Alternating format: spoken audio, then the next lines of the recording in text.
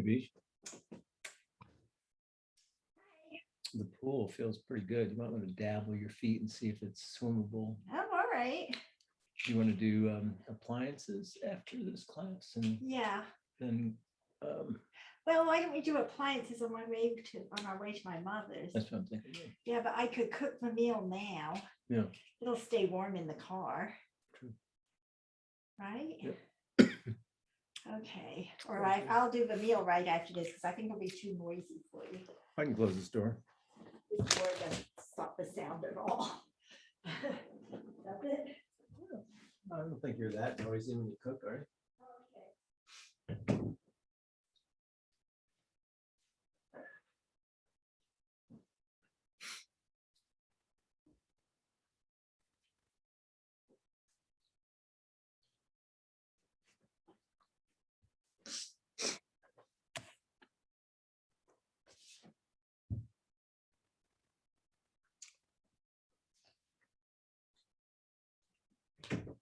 But also because I just wanted to see the house. Oh, yeah, we need to do that too. Yeah.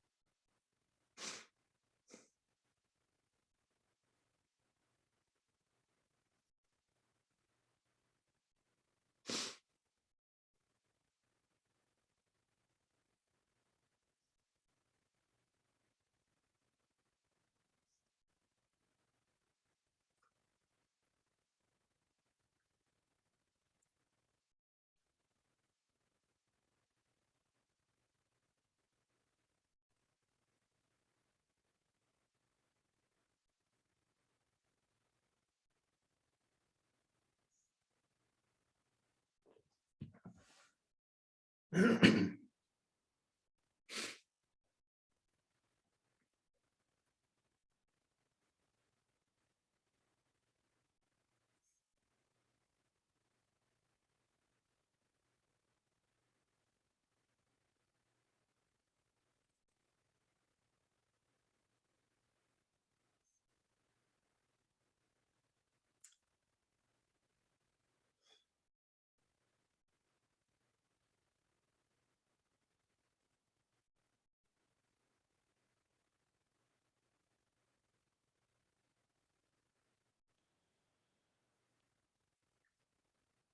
Nancy, Good afternoon, Father. how are you doing? I'm doing fairly well. Yeah. Yep. Been in the house all day. I haven't yet been outside. Oh, It's beautiful out. it is gorgeous outside. Yeah, Central Texas in all of its glory right now, I know the wildflowers are spectacular, aren't honestly. they? I tried to grow them so many times here. I haven't had a lot of luck, but I sure enjoy them when I'm traveling the roads, I'll tell you. Yeah. So you've tried to grow them. Do you get like a seed packet or something? Yeah, I've bought several times, bought seeds, and I want to get them along our road, out by a gate out that way. And Yeah. I've got some primroses that have come back this year, but very few bluebonnets and no paintbrush, no anything else. Huh. So I don't know if it's our soil. I'm on sandy loam, so it dries out very quickly. Oh, okay. So it might be the soil. Yeah, but it is weird that it can be all around on these like in roadways. It seems like it would grow almost anywhere because it's a pretty short time that's actually there, isn't it? Yes, that's what I keep thinking, but I'm not having success. So Huh. at this point, I probably won't try any more than this. Okay. You've come to that period of acceptance in life. Yeah. Well, I grew some flowers up in Maine and just got a couple of seed packets and they came up fairly nicely, nothing great. But I'm thinking now with this new yard that we have, we may try something like that next year. See if it takes. Well, I'm envious of the people who do have them in their yard because some of them have just masses of bluebonnets. And I don't know, when you see them with the paintbrush, that blue and the red, Yeah. just Yeah. spectacular. Yeah. Yeah. Well, what have you found actually grows for you pretty well in your garden? I don't know because I'm a California gardener. And I'm always late. It seems like for California, you can put things in May and June and you'd have flowers and you don't have to worry about it. And so it's too late to do it here. Yeah. So I have begonias in pots because they just take the heat. They take the heat. And it gives me the color. Yeah. And I have a peony that I've been nursing for 3 or 4 years, and I've had one year I had blooms, never again. It's a cold weather plant. Okay. I'm growing 2 Meyer orange lemon trees. Okay. So I get lemons. Oh, So neat. So you actually get some fruit. yeah. Oh, that's Yeah. cool. Yeah, neat. Hi, Gloria. Hi, Gloria. Hi, Nancy. Hi, Dave. How are you? Fine. We were talking about gardening. Oh, yes. Amy's been doing a lot of that, and I've been helping. Okay. She supervises, but I just help because I don't do a whole lot. Yeah, I'm trying to get a feel for what actually will grow and thrive on neglect. That's what I have to offer a plant. That sounds like a good plan. Yeah. And I have to, in the past, I used to grow just lantana and is it Silva? Sevilla? Yes. Sevilla? Yeah. Yes, Amy's And that- grown some of that.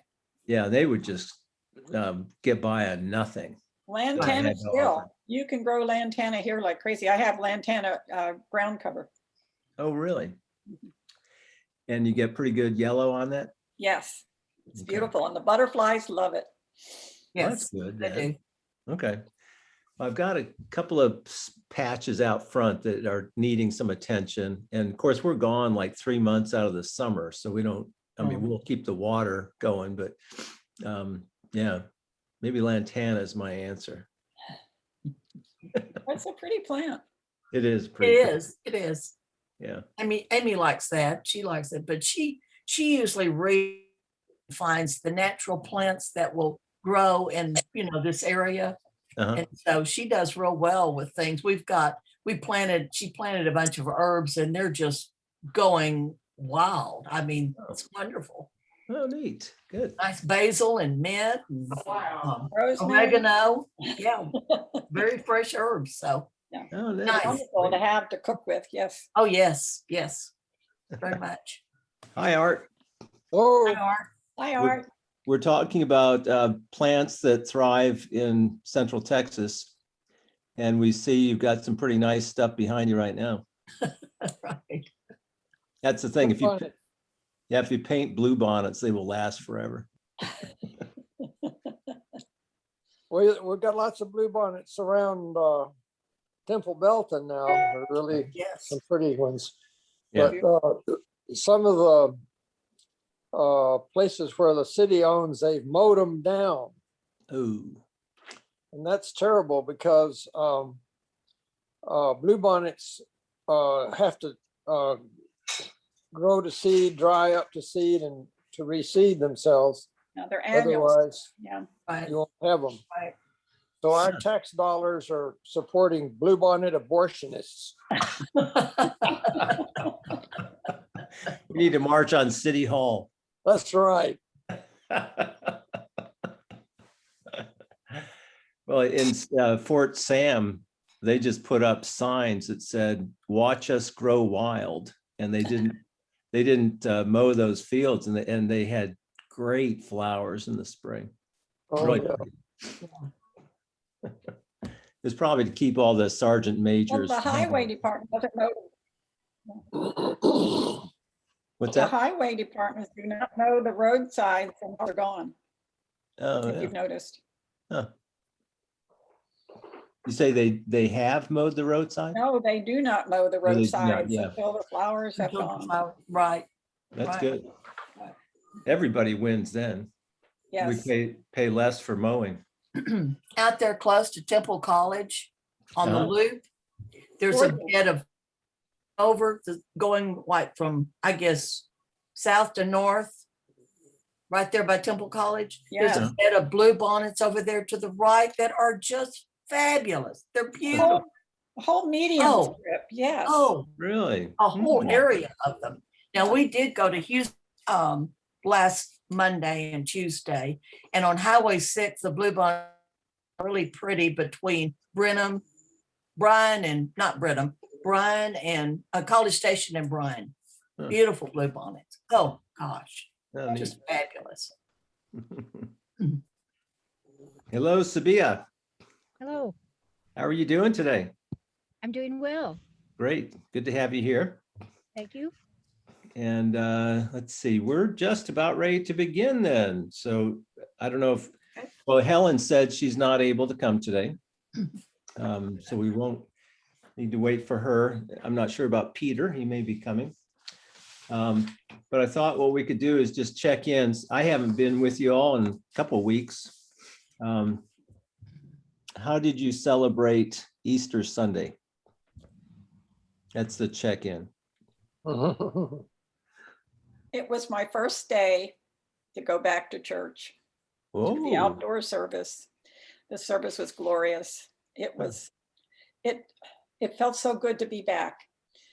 And then my daughter and son-in-law who live in Georgetown came up for Easter dinner. So we had nice. we had a really nice day. Oh, that's great. Yeah. Almost sounded like it's turning back to normal, except for an outdoor service, but yeah. It was a huge service, lots of people. Oh, neat. Good.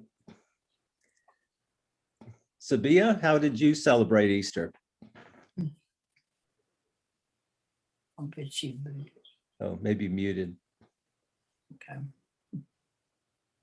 So Gloria, how about for you? How'd you celebrate?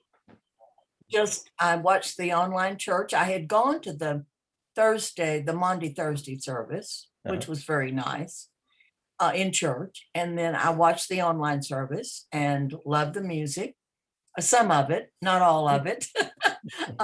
But But I won't go into that. That's a personal thing. But, and then, I mean, I just spent a quiet afternoon at home. And then that's when we went to Houston on Monday to see the art exhibit, Van Gogh and David Hockney. And so it was a nice weekend. Nice trip, nice weekend. Enjoyed it. Yes. Good, good, cool. Art, how about for you? Well, after the online service, we went to Gatesville, where my wife's sister lives with her family, and got to just be immersed in part of our extended family for a really nice time. It was lots of kids running around chasing after Easter eggs on the front lawn, and absolutely fabulous lunch, and just doing family chit chat. Yeah. Yeah, that's Nice. the good stuff right there, right? Oh, yeah. Yeah. Oh, that's neat. Yeah, it's amazing how after a year or so of just not having that much contact with others, some of those things that we possibly could have taken for granted in the past really stand out. Oh, that's neat. Yeah. Well, let's see, Bev and I was supplying over at Christ Church. I'm not supplying over at St. Joseph's in Salado. And the new priest, Rachel Harbor, have any of you met her? She has performed at some services at Christ. Yes. Yeah, so she, the bishop okayed her to celebrate at St. Joseph's on Sunday. Wonderful. So I had a baptism, so I still stayed. I helped out because of the baptism, but it was fun to see a little congregation coming together, their first time back in the church. And I can't say that everything was as socially distanced as, I mean, they made an attempt and it was as good as it was going to get. And probably most of the congregation has already been vaccinated, so it wasn't as worrying. But yeah, it was a real sign of new life for those folks. And they had 2 services, and you know, for that little tiny church, they had about 50 people in each service. So 100 for a tiny church was pretty significant. So that was kind of neat. And I don't remember the rest of the day. I'm sure something great happened. Well, I thought we could start with a prayer from Book of Common Prayer, and I just love one of them on 8:35 is for Sunday, and I just love it. So thought we could start with that. The Lord be with you. Also, With you. O God, our King, by the resurrection of your Son, Jesus Christ, on the first day of the week, you conquered sin, put death to flight, and gave us the hope of everlasting life. Redeem all our days by this victory. Forgive our sins, banish our fears, make us bold to praise you and to do your will, and steel us to wait for the consummation of your kingdom on the last great day, through the same Jesus Christ our Lord. Amen. Amen. Love that prayer. I mean, it just kind of wraps it all together, doesn't it? Get all that you need in theology in one paragraph. So next week, we will actually finish off this book by Richard Rohr. And then the following week, we're going to start our new study. And just to remind everybody that we're going to, because we've got art, we can go forward boldly into the world of physics and theology. So there are probably very few congregations that could ever take this project on of going through Polkinghorne, but I have this confidence because we've got art to help it bail us out when it gets really tough. Better not go away, Art. Yeah, Art, you got at least for the first couple of weeks. Stick with us, brother. Stick with us. And then after that, after the first couple of weeks, it'll start to look a little more familiar territory with theology. So it's The God of Hope and the End of the World by John Polkinghorne.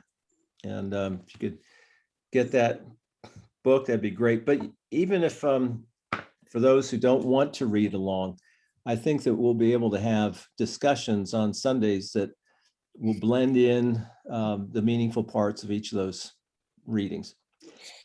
So, opinion question. Do you all feel okay with going at 2 chapters a week for the next study? Are they long? They're not bad. No, I struggle with Richard Rohr in this book, something terrible. So, Yeah, I hear you. I don't know what Polkinghorne is going to be like. Well, Richard Rohr, I mean, when I read him back when I was still on active duty, and we were on vacation in Hawaii, and I read this book and I thought, wow, now I really want to retire, to have that second half of life experience and this adventure with Jesus. It really clicked for me back then. It hasn't been as clicky for me as it was back then. So there are parts of it that have been good, but it hasn't flowed like I experienced in the past. Now, Polkinghorne, I think, is going to be so fresh for us, for most of us, that it will probably hold our attention pretty well. But the first 4 chapters are a little bit heavier with physics. And I didn't find that, I mean, I'm not good with physics, but I didn't find them horrible. I found them pretty interesting. And I think with being able to get tutored a little bit by Art to help us flesh that thing out, it might be kind of cool. Then it takes off after that. And some of the thoughts he has about what's going to happen to us after we die, I found mind-blowing. So Yeah, anyway. they are. Yeah, and it's something, he's got some fresh ideas that, you know, they're plausible. And it made this transition to the next seem a little bit less medieval. Okay, any questions or concerns about the book? Because we're going to be swimming in the deep end, folks. Okay, so let's turn our attention then to some of the basics on this chapter 12, the new problems and new directions. And before we actually dive into the chapter, there's something going on in the background that I think we need to pull up to the foreground to really grab hold of what this chapter has for us. So from this chapter, or from the other chapters in the book, or whatever you want to grab from, what is your understanding of the second half of life spirituality?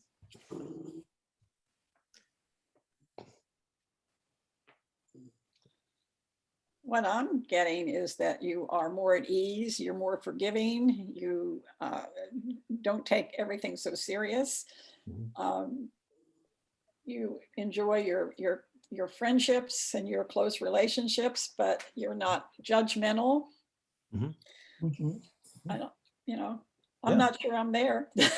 Oh yeah, that'll be the next thing. See if we've actually met anybody who's ever been there.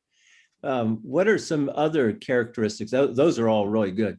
Are there others that you've picked up from Rohr or other places that kind of speak to you or stand out? Well, I think that we're more likely to be happier with being in solitude, Yeah. Yeah. more with ourselves. Mhm. I mean, being with others, but more being with ourselves. Yeah. And not worrying about what others think, or I guess. And now that's something I picked up on one little phase of it. Yeah. So, Well, I think you're absolutely on target there. There's something that happens. I love the story of Jesus in the boat, and the winds come up, and mhm. all the other disciples are just freaking out. Right. And what's Jesus doing? Same time, Sleeping. Sleeping. taking a nap. Taking a nap. and finally, like, come on, Jesus, wake up, save us here. And he says, peace be still. And all their minds are blown. I mean, I find in that story, the first half and second half of life, that not so much from the actual physical wins, but the stuff that causes us turmoil. First half of life, people are going to get really freaked out by stuff. Second half of life, a little bit more accepting, able to absorb it, maybe able to relax a little. Okay, what else about second half of life? Well, doers to thinkers. Doers to thinkers, yes, and thinkers to doers sometimes. Yeah. Yes, thinkers to doers, but more thoughtful, deeply, I guess, rooted in your thoughts. It really spoke to me about the solitude, because there are times when I find that I do better by myself in a way, and I'm happy with that. But then, of course, then I want to branch out to other people, but I like that solitude and that prayer and that thoughtfulness with God, Yeah. just on my own. Yeah. Yeah. Yeah. He brings that out in this chapter pretty nicely. Yes. Yeah. Cool. What else? Oh, I still have my struggle with, I find myself, Roar's picture of life being very, very different from mine. Mhm. And I cannot reconcile them particularly well. Mhm. I'm afraid that one of the things between just poking Thorn, when he talks about something, Mhm. he makes sure he defines everything completely. Yeah. And so there's no question about what he's talking about. And Roar throws this stuff out, and really know what he's really talking about. It has a sign of a sounds good, feel good statement, but what's behind it? And you don't know. He really doesn't define it. Yeah. So that's one of my. I'm afraid I'm not a very, very Roar in the Roar fan club. You're not going to be one of his groupies ever, are you? No, I'm not going to be a Roar groupie. You won't be making your checks out to his organization. Got it. Not at all. Well, and I share similar kind of things. He's not real tight with his thesis statements, if you will, for each paragraph or for each chapter. And he doesn't go about to prove it. In fact, he kind of leaves that thesis statement out that he's going to try to expand upon. I think that if I were to go back and edit this chapter, I would have him describe, first of all, what is second half of life spirituality? And intuitively, and he's kind of sprinkled ideas throughout the entire book, but it'd be nice to get something definitive down. I think that in reading this, to just move to expand on what some of you have said, that this person who's in the second half of life has grappled with something really disturbing. And I think that came out possibly with last chapter with shadow, because the shadow is when we really hit that crisis point. And this part of us that we wanted to keep in the background suddenly is right in our face. And we can't, I mean, at the beginning, it's like we go through all the stages of grief that Kubler-Ross talked about. It's this denial, and then it's bargaining, and there's depression, and there's anger. And then what's the last stage of grief? Acceptance, isn't it? Acceptance, yes. Acceptance. So that to me is when the person has really grieved that they're not who they would hope to have been, that there's something about themselves they really just can't stand. But they've grieved through it and they've accepted it. Then they're moving, I think, into the second half of life, and they're able to include more stuff, be less judgmental towards others because they've had to face themselves. I really like that David Krause in his sermon today when he was Yes. talking about forgiveness. Very good. Yeah, Very he said, Yeah. you know, really, you don't have to go very far. You just look in the mirror. That's the Right. person you need to forgive. And I think he's right on target. And I think it fits very much with Yes. this movement from the first half of life to the second half. First half of life, I could think all kinds of things about myself and I didn't get a lot of feedback. So I believed it, you know, and then I hit the crisis point. It was like, oh, wow, that's me. And of course, everybody else around me knew it, except me.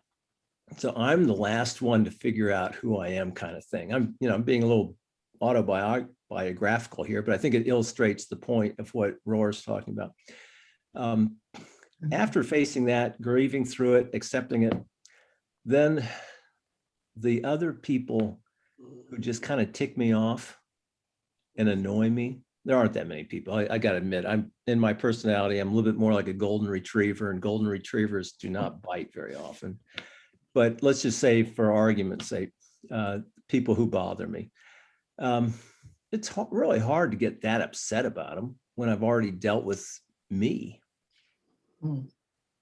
So it's this ability then to move into acceptance, forgiveness. He talks about including the paradoxes so that we don't have to do either or, but now we can do both and thinking. We can see how both could be true. He doesn't talk about it in this book, I don't think, but he does other places.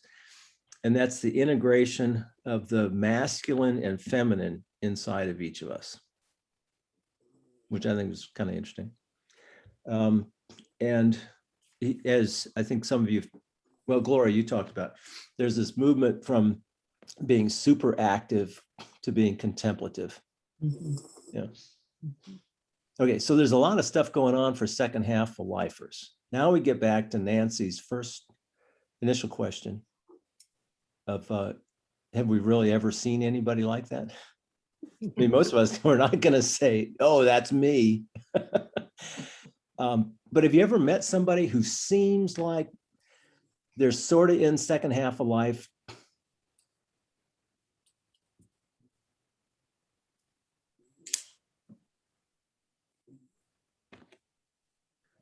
I guess if I try to think about it, when I was in undergraduate school in Irving, Texas, my family lived in Richardson, Texas. There was a priest somewhere in the Dallas area who had a confirmation class that was very popular, especially the section in it on marriage, the sacrament of marriage. Uh-huh. And my dad was so impressed with it that he would drive, it was like on Sunday night or something like that. He would drive all the way over into Irving, pick me up, take me to the confirmation class so I could hear these lessons, and then take me back to my dorm again. Huh. And I took careful notes and I listened carefully to this man. And as a result, I don't think my marriage would have existed, would have survived without the wisdom and the insight that I had gained in that experience. Huh. I mean, he had it all down, and but also he was funny. The thing was full of jokes, and the stuff he said really was life-changing. Huh, how neat. And people who can teach at that level have probably wrestled through, so it's not just in the head, but they've wrestled it down and really worked with the stuff. And so it comes out passing the so what test with every lesson. Good. Gloria, Nancy, Sabia, anybody, got anybody you're thinking of? No. Well, I have a friend that she seems to be in the second part of her, well, she is who she is, and she's not really afraid of speaking her mind, but she's still mindful of people around her and what she says. And I really, there are a lot of times when she has a lot of wisdom for me. She is a little bit older than I am, not much, but I've always considered her a very close friend. In fact, probably my closest friend. And since I've moved here, she's the person that I've missed most from Austin. Because whenever I had something that I just needed to talk about, I could talk to her. She listened. So she has some deep thoughts, even though she's funny. She's funny and she can see the humor in a lot of different things, which makes me laugh. Still now, there's still some things I think of when I all of a sudden I'll think of something she said, or she'll send me a note and I'll instantly just laugh because she's just that kind of person. Yeah. So I feel very close to her and I feel she's very dear to me, very dear. And I feel very, I guess, full content with someone like that, that I can be able to talk to. And we don't talk real often now, maybe once a month on the phone, but there's still that friendship. Yeah. Kind of neat. Well, I'm impressed that a couple of you were able to think of somebody. I have to admit, to my shame, I've been sitting here trying to figure out who fits this. And I mean, I worked at the seminary. You think I'd find all kinds of examples.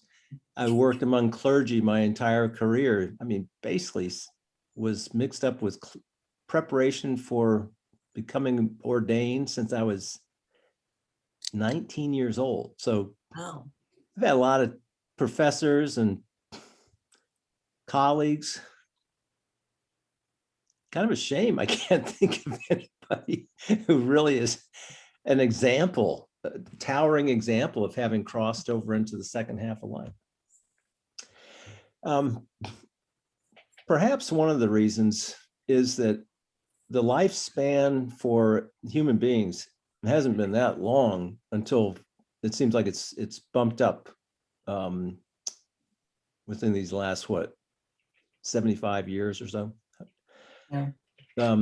So we haven't had in history a whole pile of people who've had the luxury to grow old enough to really explore the depths of this. And my hope is that as we start to see more lengthier lives, that we'll have some more folks who are doing that. What do I you have a think? question. Yeah. I have a question for you, Dave. Yeah. As I was reading this, something came to me that, and maybe I've gotten it wrong, but he seems to be sort of not down on the church as an institution, Yeah. but he seems to sort of be critical Yes. Yeah. of what the church has become. And he also talks about 2 or 3 gathered together as being important. Yeah. So, I mean, I don't know where I'm going with this, but it bothers me in a way, but yet it kind of makes me think about some things about the church, Yep. which I have been thinking about for several years. Okay. When he says we've become churchified, Uh-huh. and I don't want to be self-righteous about this, and I don't want to say that, but I do have my concerns about the church as a whole institution and what we're doing for people. I don't know. I don't know where I'm going with it, but it just sort of struck me when I was reading it that there's something more to this in the back of what he's saying than what I'm getting, I think. Okay. Yeah. And that I mean, that really is what he put at the front burner of his stove for this chapter. The second half of life kind of in the back burners, but this person who has reached that level of second half of life begins to realize the movement of their spirituality is kind of different than institutions, to include the church. So remember the allegory of Plato's allegory of the cave? Yes, Yeah, Yeah. so yes. all the slaves are sitting there looking at the shadows, chained. And they've got their system of, hey, this is what it means. This is what it looks like. This is what it is.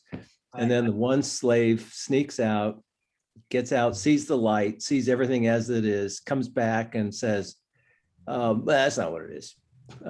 You're wrong. And what was their response to that slave? You remember?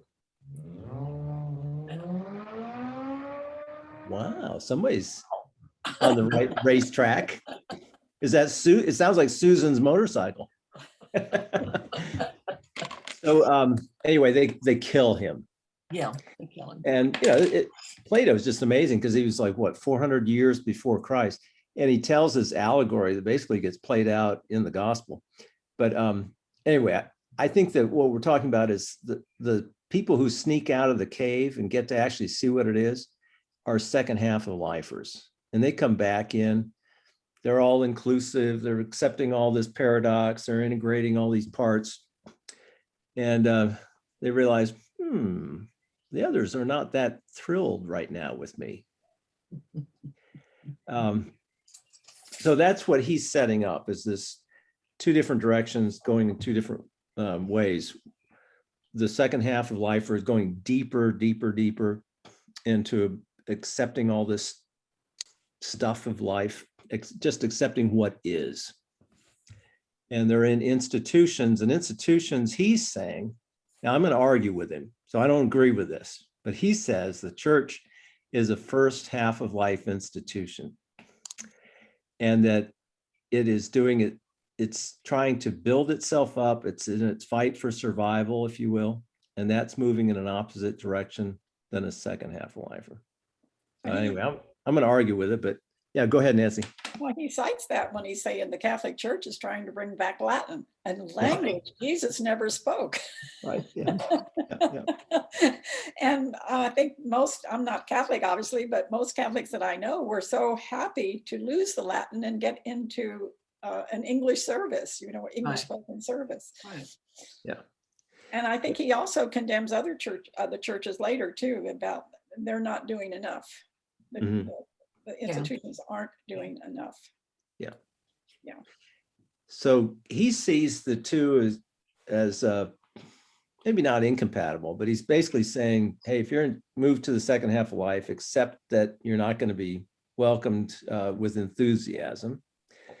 But he says, every institution needs a couple of you who are going to be more accepting, go more contemplative, etc.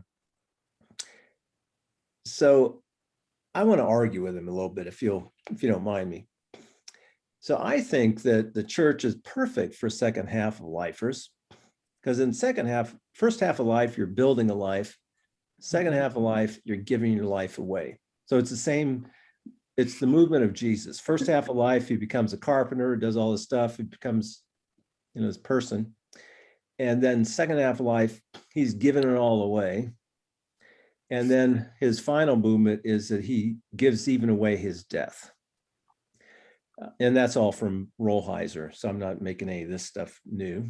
But I do believe that the church benefits from all the second half of lifers who are giving their life away and using the church as the organization by which they can do that. So I look at all of you on the Zoom, you all are giving away your life. You're giving all kinds of stuff as volunteers, looking after other people. My goodness. Whoever gets a second half of lifer who's giving it all this stuff away, energy, knowledge, sometimes money, but that's like the least of all. But that emotional caring and compassion, I think it's a great place for second half of lifers. I don't see it as a conflict. So, but that doesn't mean that the church is perfect, and doesn't mean that that we're ever going to get it completely. But I If look you at, ever have any delusions about the church being perfect, just read the history of the church. yeah, church history is a horrible story. The least inspiring of all. But I think that's the good thing about the church in the second half is the fact that you have a place to give Yeah. to others Yep. and to be emotionally involved. Yeah. So I think that's a good thing about it. I'm not saying that he's completely right about the churchified or whatever. I Yeah. think he's on the brim of something there, but it's for us to discern whether or not what we're going to do with that part of Yeah. our life also. When he Right. doesn't define our second part, then we define our second part of our life. Mhm.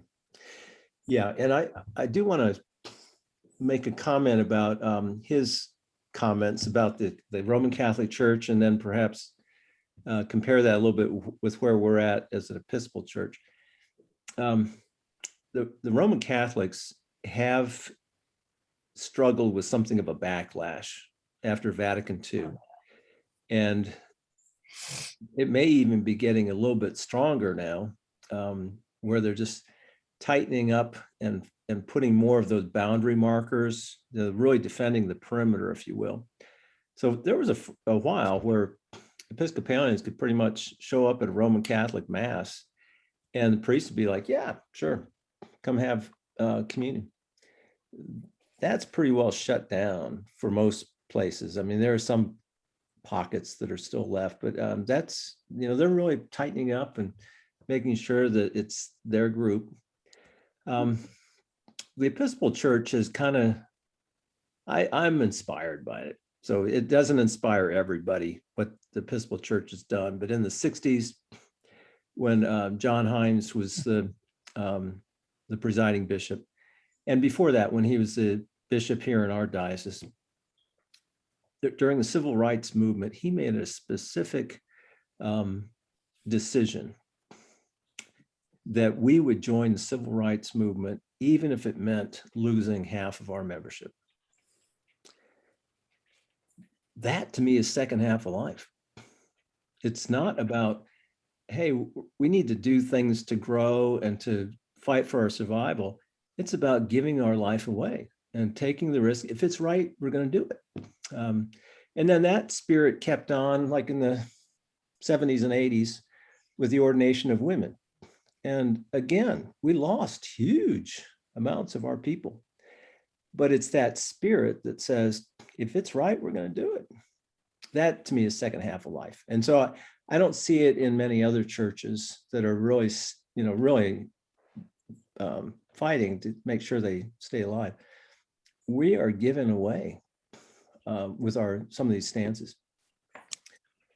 So anyway, I don't want to be too rah and say we're perfect, because we all know we're not.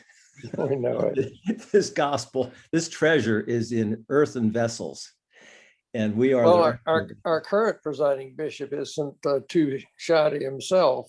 Oh, he's amazing, isn't he? Oh, he is. He is great. Yeah. Karl Marx said that any organization that's got power is not going to give it away. It has to be taken by force, right? Remember that good old Karl? And that formed all liberation movements, which includes civil rights and includes feminist movement. They're all based on that one premise that the patriarchy, the old white guys like me and Art, are not going to give it away. You got to come take it, right? So that's the basis. The Episcopal Church has done the opposite. I am so impressed. Yeah. We chose an African-American bishop, presiding bishop. I'm telling you, so anyway, I can accept what Richard Rohr has said, that it does fit for the Roman Catholic Church. And for many others, but I don't see it myself for the Episcopal Church. Yeah, you're right, because I was a Methodist and I left the Methodist Church Yeah. because we weren't inclusive. Yeah. You know, it got to be where the social principles, they wouldn't change, and they still haven't changed. And look what the Methodist Church, they're going through a turmoil right now, which they should be going through. Yes. They should be thinking about what's right and what's wrong, Right. and not what, you know. So I left, and when I came, I thought the Episcopal Church is far more freedom and inclusive and loving Yep. and compassionate. Yep. So that's Yeah. why I came to it. That's Yeah. why I came to it. Exactly. Yeah, and for many folks who were part of other churches, me included, it's sometimes easier to see. But yeah, there's just something pretty amazing about the Episcopal Church. Right. Again, not perfect. No, but And at the congregational level, there's still going to be the struggles with, do we have enough people? Do we have enough money to continue on? And ethical decisions get made often based on, can we survive this? Second half of lifers have fallen. I mean, that's the whole thing with this falling upward. They've fallen, they've gone down through this grief cycle about themselves. And they've realized, wow, in doing that, my life has become richer and I don't have to worry so much about all these other things. So that I see as being one of the problems with the second half of lifer in the midst of a congregation that might be driven by that idea. We need to have lots of people and lots of money in order to survive. Okay. What else about this this chapter kind of helped you out, that spoke to you? I think, Gloria, you mentioned the loneliness and solitude part. That Yes. was pretty important. Any other things?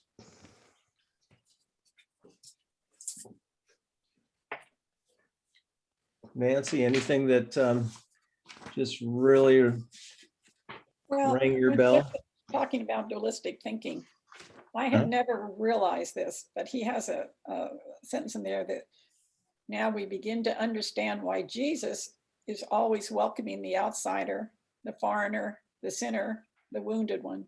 He was a second half of life man who had the unenviable task of trying to teach and to be understood by a largely first half of life history, church, and culture. Yeah. That struck me because I never considered that, you know, that Jesus might fit the pattern here of a second half of life man. Yeah.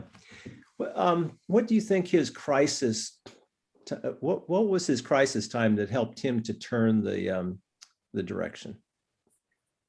Jesus, I mean, Yeah. Mhm. yeah, okay.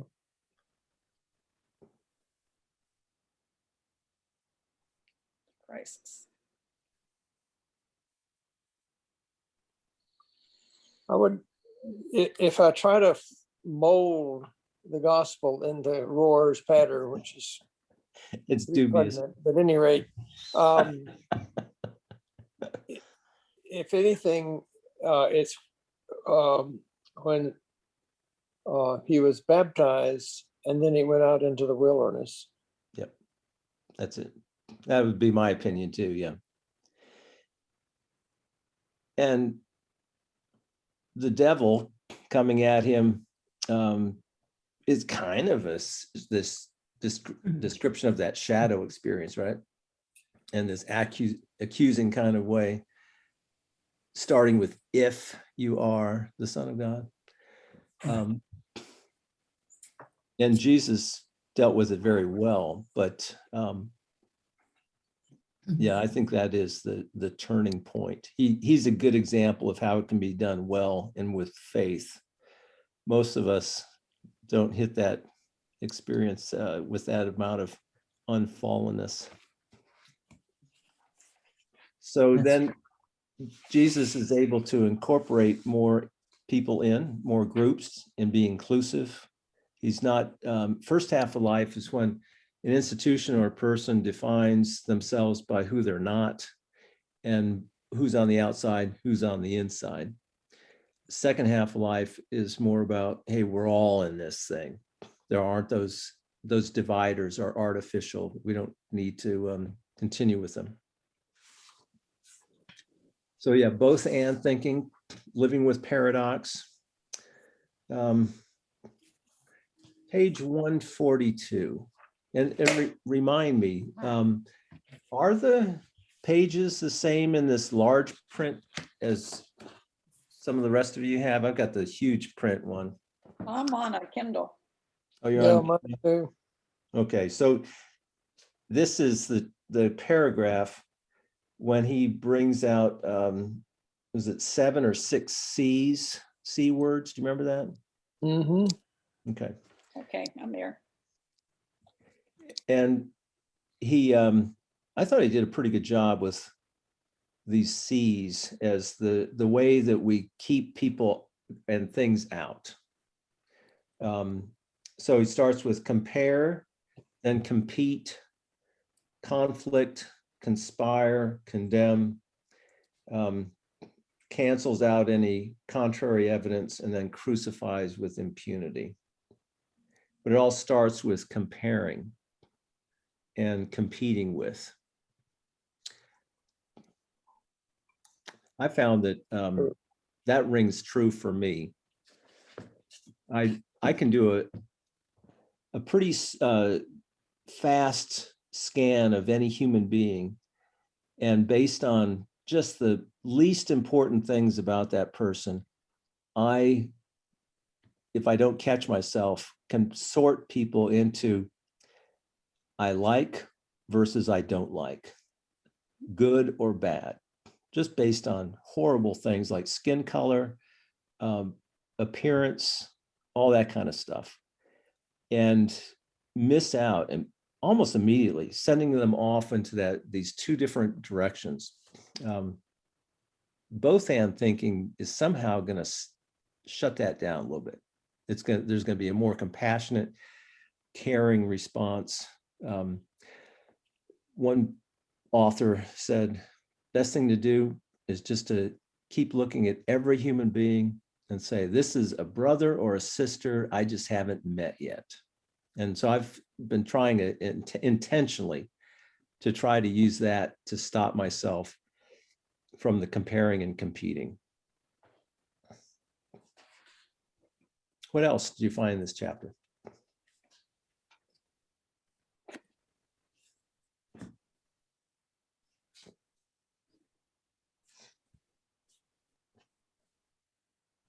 Anything popping out?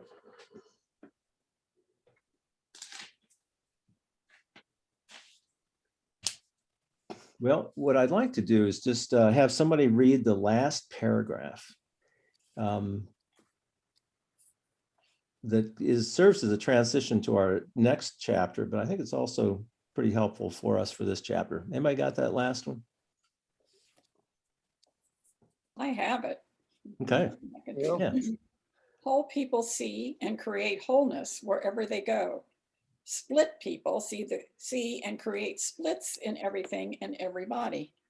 By second half of our lives, we are meant to see in wholes and no longer just in parts. Yet we get to the whole by falling down into the messy parts so many times. In fact, that we long and thirst for the wholeness and fullness of all things, including ourselves.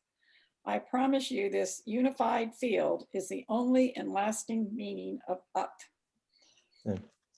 I thought about, what we've been through recently, and Facebook, I think, was a real window into the world of splitting and dividing people, Yes. which Yes.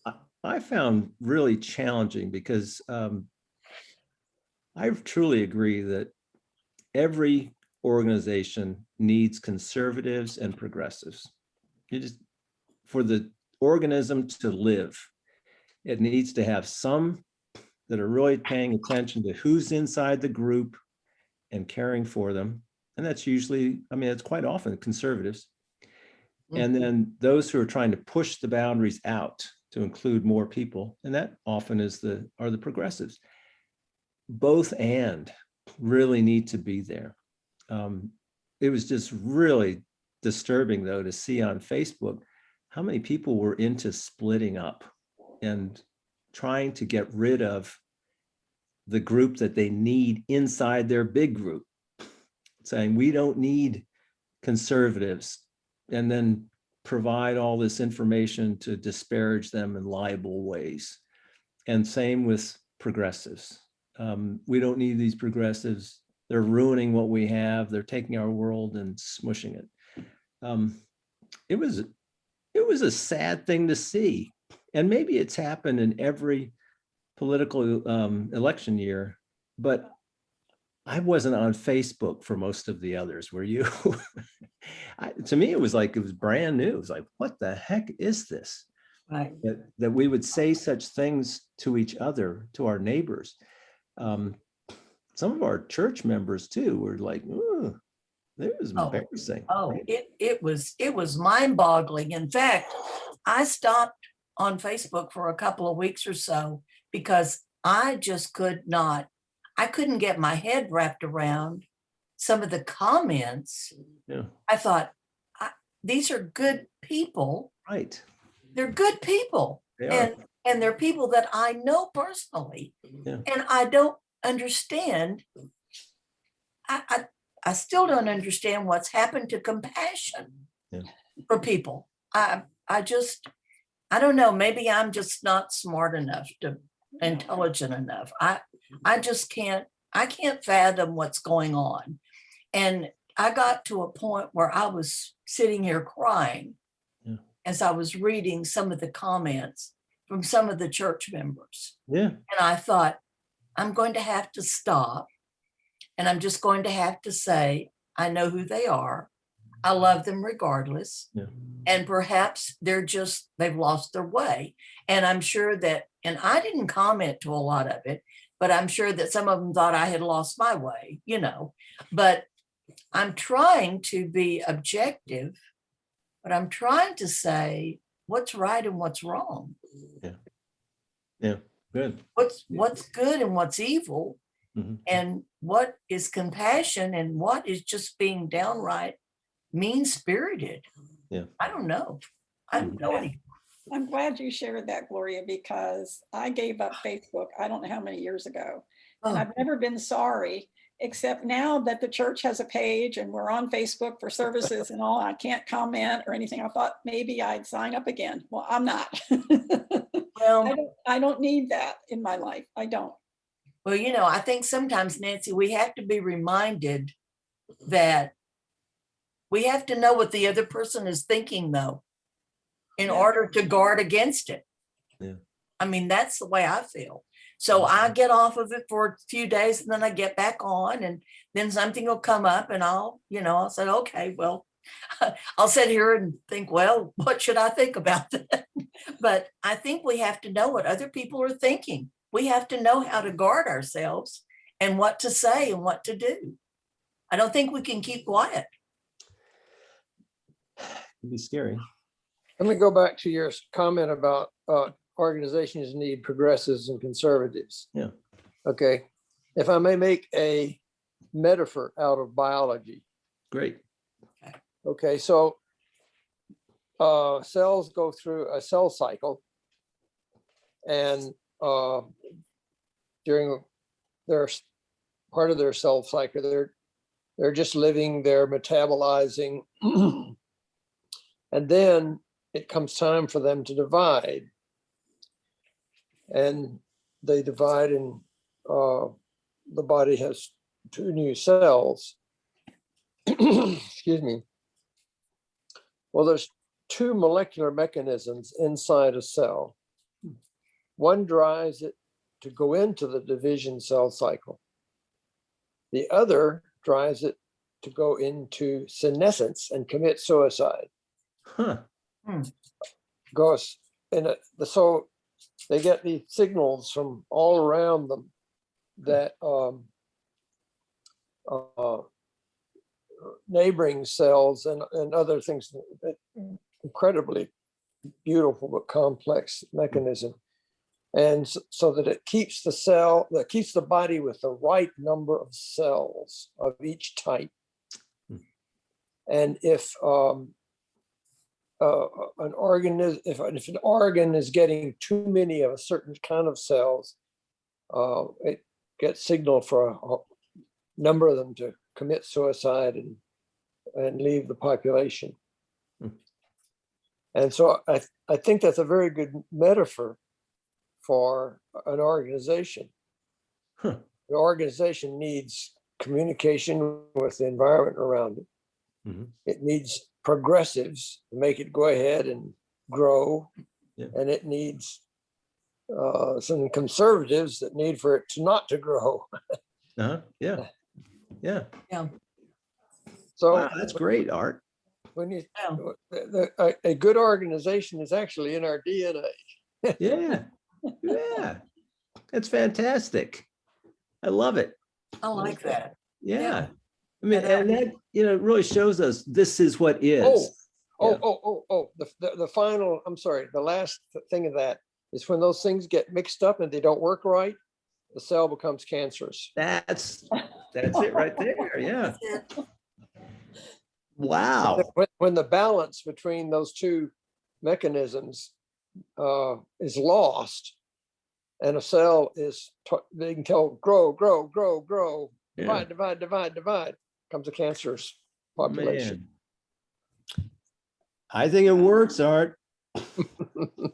I think that's it. I mean, it rings so true, right? And what goes on within those small cells is also our organizations, which are institutions. Now, Polkinghorne will do this with the whole universe, just not cells. I'm excited.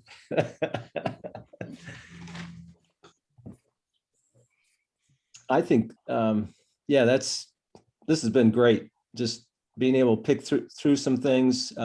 I like that we're not all, Richard Rohr groupies, and we never felt like we needed to be, and that we get to use his thoughts as springboards, and to move outward into our world and into our own church and spiritual life. So I appreciate, it's just fun to read stuff with you guys. And I look forward to our next text. We'll finish up next week. It'll be the end of Richard Rohr for a long time. End of Richard Rohr. Yeah, for reading. And we'll enter into a whole new phase of moving into Polkinghorne. Yay. I have to make a comment. Yes. This group reads, the small group reads, my Bible study reads, the church is doing a reading. It gets to be that I don't get to do anything else but read. Yeah. Good Well, you point. get to join us on Zoom. Well, no, I don't mean that, but I mean, I spend a lot of time reading, and I don't get a lot of other things accomplished because Oh. I'm reading everything. So, Well, now that, Nancy, you're in the second part of your life, right? Yeah. Thinking and, I love to and, read. I and, do. I do and love reading. reading and learning. It gets overwhelming, though. Yeah, well, you bring up a good point, Nancy. That is a really good point, unfortunately. So let's not bring up any more good points, please. Okay. Well, there is another point to this though, and then I'll shut up. But the point is that we're reading this and we're studying and we're learning and we're thinking, but what are we doing about it? Oh, geez. Oh, wow. Oh, my. I could Just be a so thought, just a thought. I could be such a better teacher if I just had compliant. Oh, that is I'll make Another- a comment on Nancy's comment, yes. and that is, don't beat yourself up about it.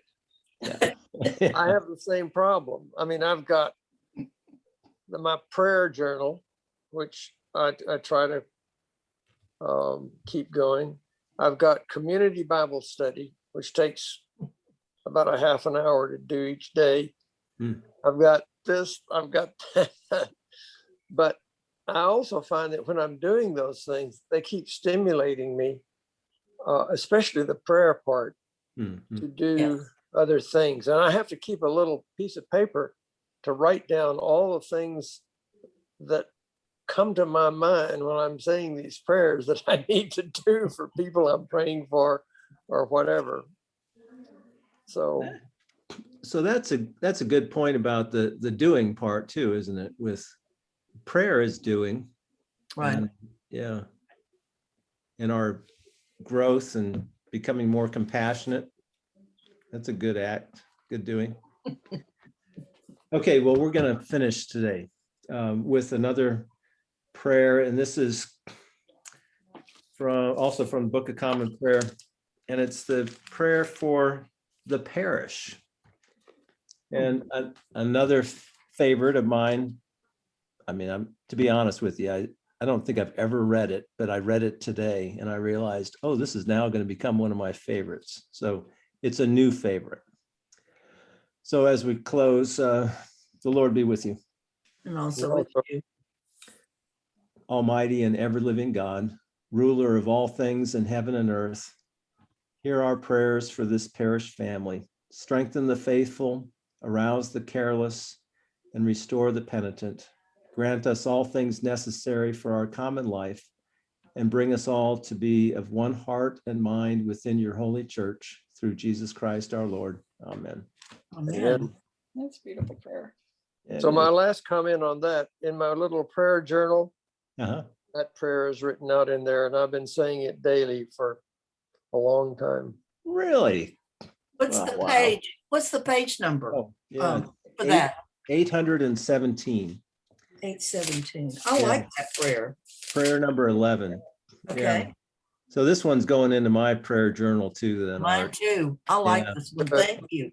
Thank you. Okay, well, see you all next week. Blessings on All you. right. Okay, If bye. not Bye. sooner. Yeah, tomorrow, Art, around 2:00. Okey doke. Bye. Have a good week. You too.